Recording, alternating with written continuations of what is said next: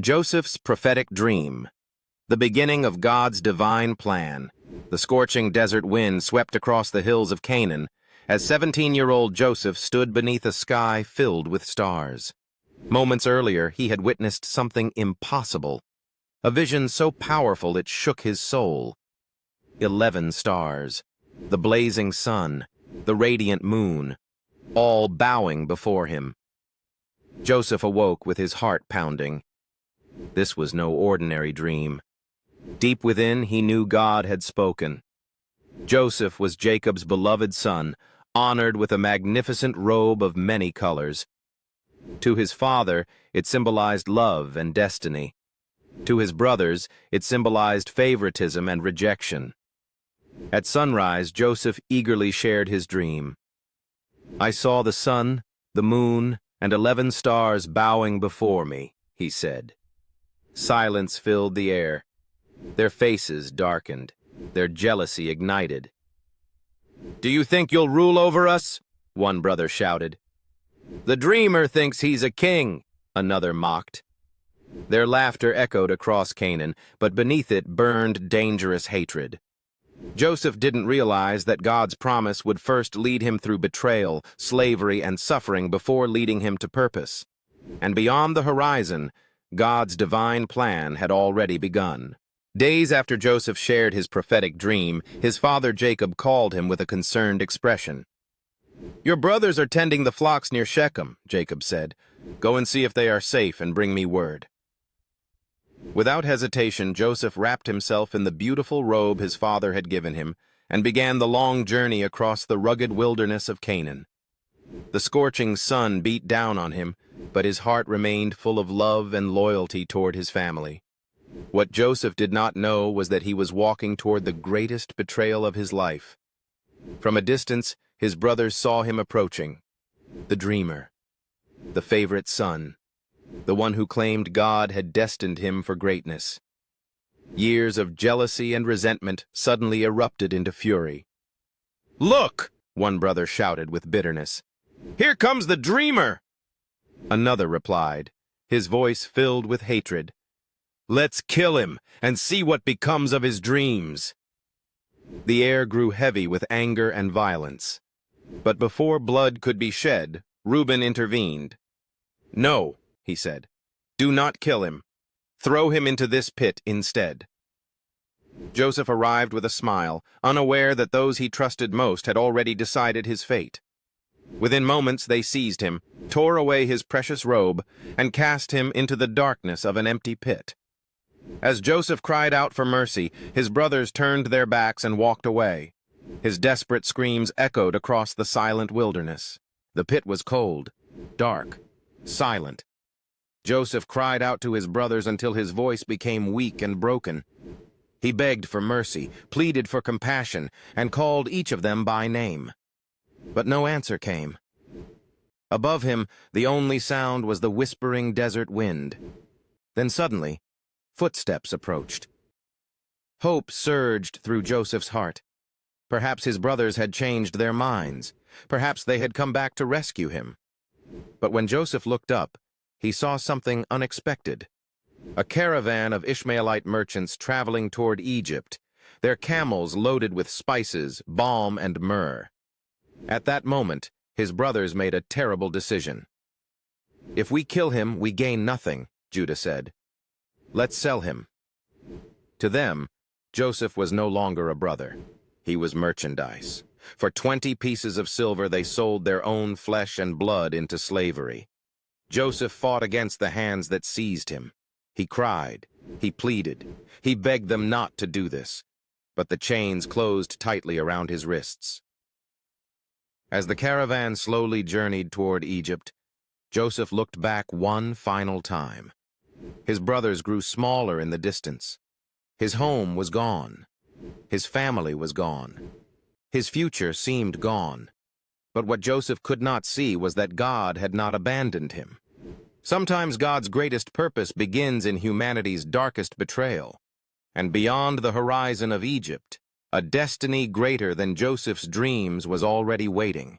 Egypt rose before Joseph like a kingdom of gold and stone. its towering palaces and bustling markets unlike anything he had ever imagined in Canaan. But Joseph did not arrive as a prince, a ruler, or even a free man. He arrived in chains.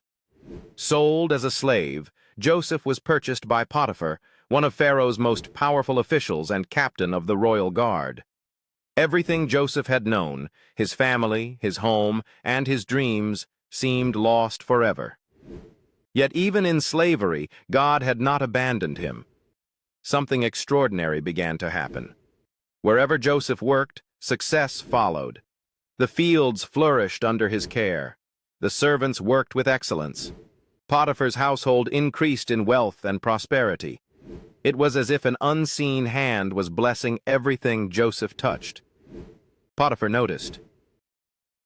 "There is something different about this young man," he said. Soon Joseph was entrusted with managing the entire household.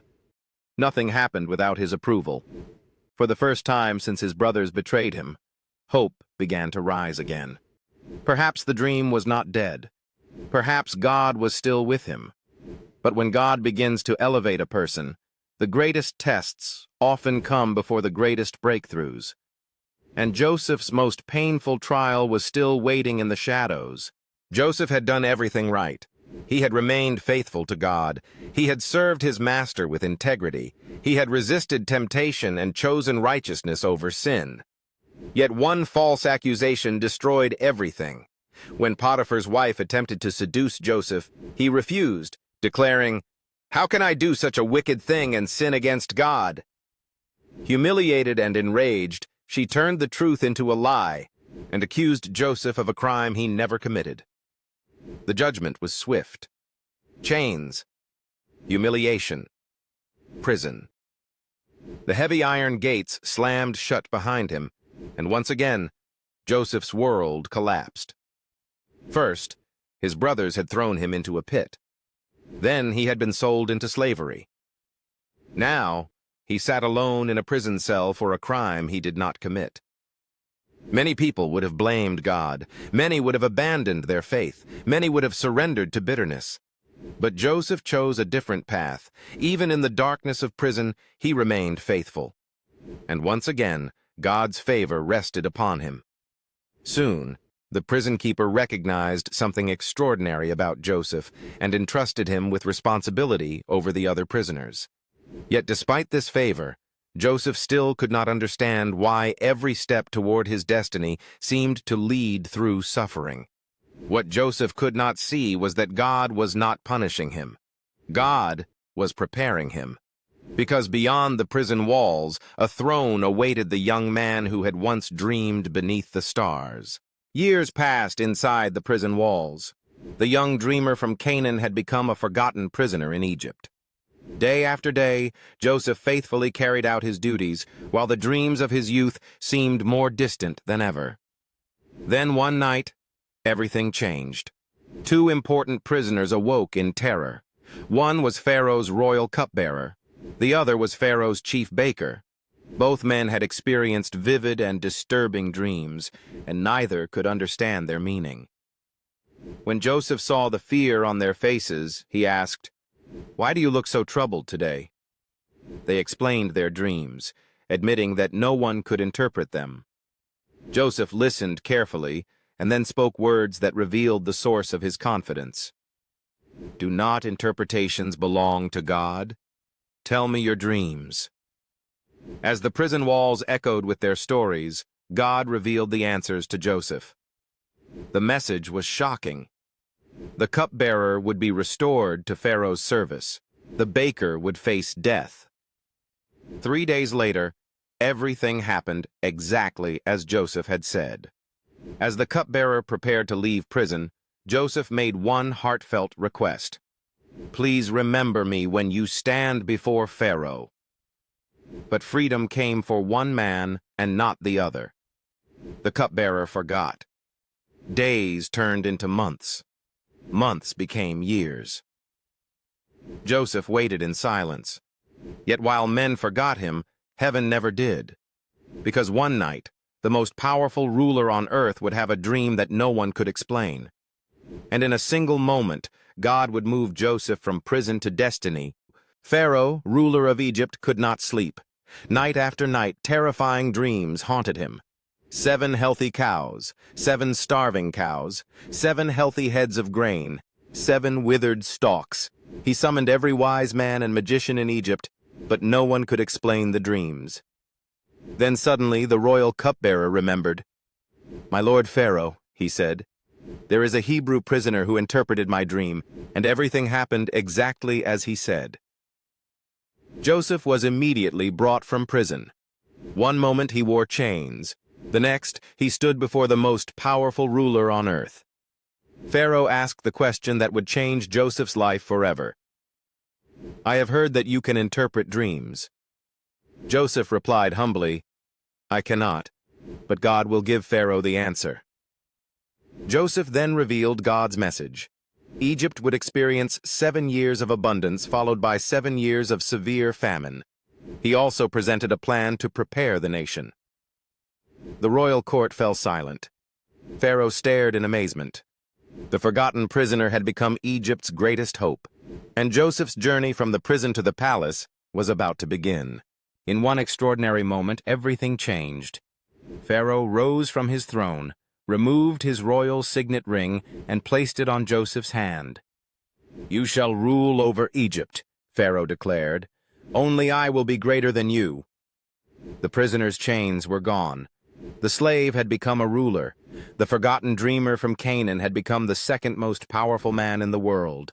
Joseph was clothed in fine linen, adorned with a golden chain, and given authority over the entire nation of Egypt. The dreams God had shown him years earlier were beginning to unfold. For 7 years, Joseph worked tirelessly.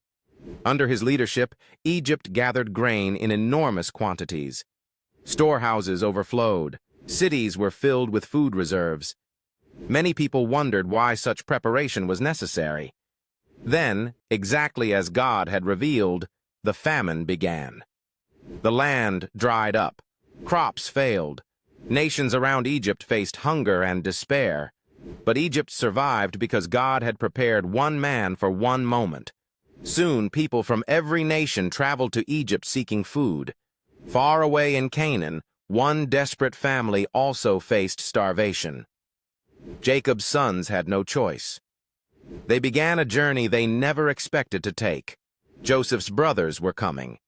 But they had no idea that the powerful ruler they were about to stand before was the very brother they had betrayed years ago. Face to face with the past, when prophecy became reality. The famine had spread across the land, forcing Joseph's brothers to travel to Egypt in search of food. Exhausted, hungry, and desperate, they entered the magnificent halls of Egypt's governor, unaware of who stood before them. Then it happened. They bowed. In that single moment, Joseph froze. The dream, the 11 stars, the vision God had given him as a young boy, it had all come true, but his brothers did not recognize him. The frightened teenager they had betrayed was gone. Standing before them was the powerful ruler of Egypt, clothed in royal authority. A flood of memories overwhelmed Joseph. The pit, the chains, the years of slavery, the prison. He had the power to expose them. He had the power to punish them. He even had the power to destroy them. But Joseph chose another path. He decided to test their hearts. Had they changed? Were they still the same brothers who had sold him for silver? As Joseph listened to their words and witnessed their sorrow, guilt, and growing repentance, tears filled his eyes. The moment God had been preparing for all his life had finally arrived. And soon, Joseph would discover that forgiveness is more powerful than revenge. The power of forgiveness. When God's purpose triumphed over pain, Joseph could no longer contain his emotions. He ordered every servant and official to leave the room. Then, surrounded only by the brothers who had betrayed him years before, he broke down and wept so loudly that his cries echoed throughout Pharaoh's palace. At last, he spoke the words that would change everything. "I am Joseph." The room froze. His brothers stared in disbelief and terror. This was the brother they had sold, the brother they had betrayed, the brother they believed was long dead. They expected judgment. They expected revenge. Instead, Joseph did the unimaginable. He embraced them. Through tears, he declared, "You intended to harm me, but God intended it for good, to save many lives." In that sacred moment, hatred died. Mercy triumphed over revenge. A broken family was restored. Joseph's journey had never been about power, wealth, or position. It had always been about God's purpose. Sometimes the pit leads to the palace. Sometimes betrayal leads to destiny. And sometimes the greatest miracle of all is not becoming powerful, but choosing to forgive. If this story touched your heart, stay with us for more powerful journeys of faith, redemption, and God's extraordinary purpose.